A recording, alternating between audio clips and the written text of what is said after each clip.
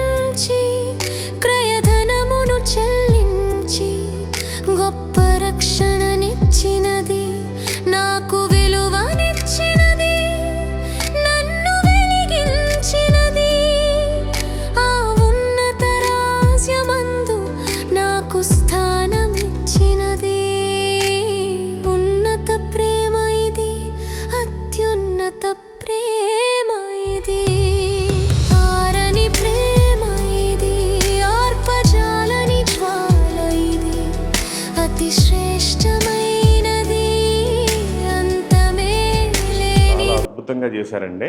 ఇది Syrian orthodox వాళ్ళ church అనమాట. ఇది సింగిల్ స్టోను బాప్టిజం ఇచ్చేదన్నమాట పిల్లలకి.